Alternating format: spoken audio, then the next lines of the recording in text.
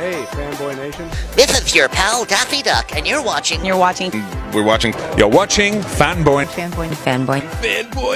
fanboy, etc. Fanboy Nation. Dot, I assume Tom.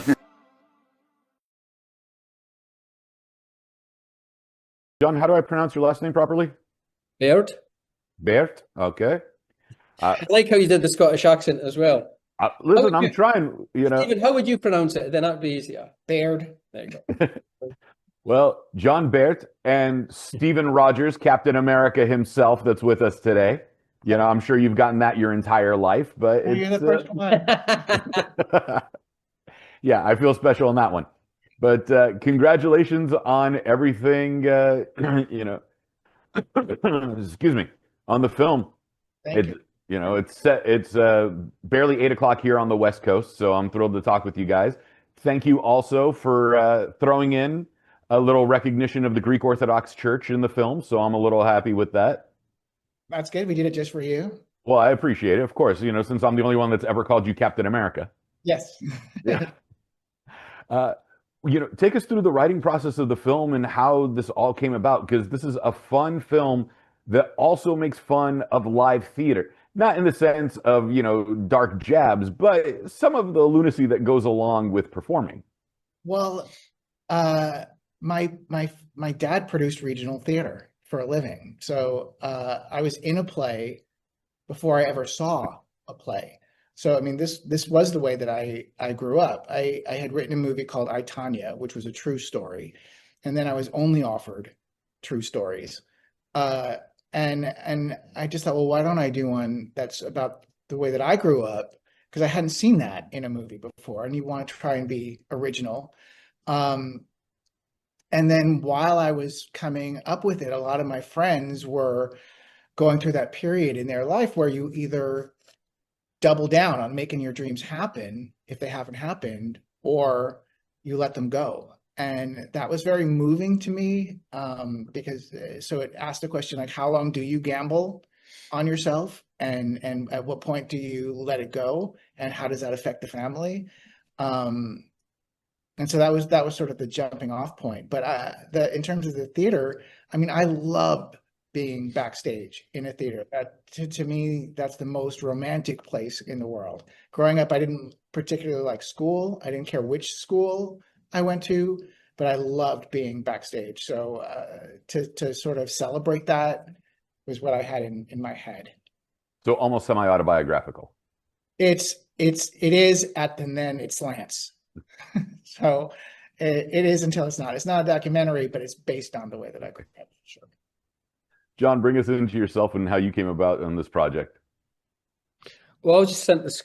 Stephen saw a movie that I did called Stan and Ollie, and thankfully liked it and sent me the script. Loved it. He thought I would be, it's similar sort of themes, and it was about the theatre. A lot of it was about the theatre as well. So he sent me the script, and Allison and Bryan were attached at that point. So having him, somebody of his caliber, writing something for Bryan and Allison, it was really an easy thing to say yes to. So it was probably the smoothest journey into a movie that I've ever had, and it certainly was the most enjoyable experience doing as well. So this is one that I will certainly be putting up in my. This poster will certainly be going up in my screening room. There's a few of them that haven't, but this one certainly will be going up there. Yeah. Well, quick anecdote for you with Stan and Ollie. When I got to review it at the Sony lot, the film ran so late that we actually got locked onto the lot that we had to call security to let us out. Oh my goodness, that's hilarious. Yeah. So they made sure we stayed till the end of Stan and Ollie for that one. Yeah, your cast is absolutely phenomenal. Benjamin is really good at playing quirky roles. He was in Son of a Critch. He's in your film right now. There's something about this young actor that knows how to play quirky teenagers that are not comfortable in their skin. Was it that TV show that helped you with the casting of him, or was it through the regular audition process? Yeah, I'd never seen that. I don't think Stephen had ever seen it either. It's a Canadian show that he's in. But no, our casting director Mary Verneau basically found, presented us with quite a number of young guys for this role, and we looked through them, and I think it was quite unanimous how right Ben was for the role. Nobody really even came close to getting Les like Ben did, and we are just all agreed as soon as we saw him, that's the guy. So and then Bryan had a little screen test with him to make sure the chemistry was there, and he thought the same. So yeah, Ben and Jack really we found them. We saw a lot of people, but we decided on them really, really sort of definitely. Right. And Ben really holds his own with Bryan and Allison. And I know, Stephen, you worked with Allison on I, Tonya before. Almost like a little bit of a reunion for you in this regard. Oh, well, yeah, but I've known Allison since I was 17 years old. I mean, we're at this point, we're just in it for life, She's just stuck with you now. Yeah. Yeah. A good person to be stuck with, right? This is true. Especially a talented one, since I've seen both your films that you've mentioned, and I actually enjoyed them. Oh, good. I'm glad. Good. That's a start. Well, and here's the third. I have to mention Chris Cooper as well, because obviously everybody talks about the family and the two kids and Bryan Allison, but we should also talk about Chris Cooper, because that is somebody who's at the top of his game. That's an actor who is absolutely at the top of his game and was astonishing to work with as well. So not only the four here, but Chris as well. It was totally blessed to have such an amazing cast. What's thoroughly enjoyable about the film is that, as Stephen said, how long do you bet on yourself? But there's humor, there's heart. These are flushed out, realistic characters that nobody is really one-dimensional in the film. And I think this is something that we've been hungry for a while, because we've seen so much disposable content that we actually want something with a story. And I'm thrilled that you gave us a story.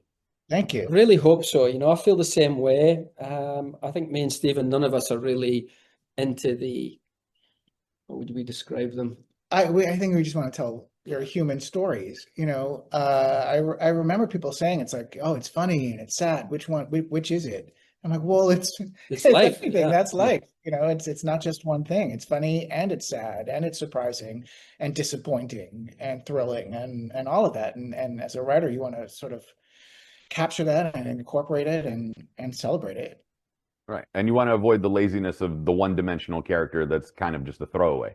No, I want to be, I was very lucky growing up, because it was sort of in the theater, and I was exposed to a lot of plays, and being in the audience and hearing what worked and hearing what didn't work, and the power of just taking a pause and what that can do. I mean, that had to influence me. That had to be a part of. So I like comedy drop. It's the comedy tragedy masks side by side. The better one plays, the better the other one plays.